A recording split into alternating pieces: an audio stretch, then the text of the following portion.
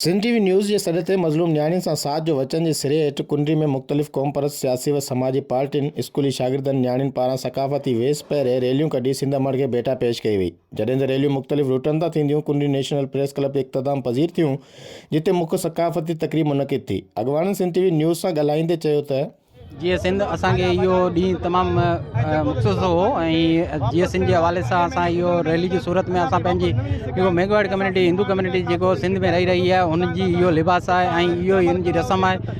असां सॼी सिंधी मीडिया खे क़ौमी सलाम था कयूं ऐं गॾोगॾु असां सिंध में कुंड कुर्छ मां आयल सभिनी सिंधियुनि खे क़ौमी सलाम था पेश कयूं त जिन पंहिंजी सक़ाफ़ती कल्चर ॾींहं खे जोश जज़्बे सां मल्हायो। असीं सभु हिते गॾु थिया आहियूं।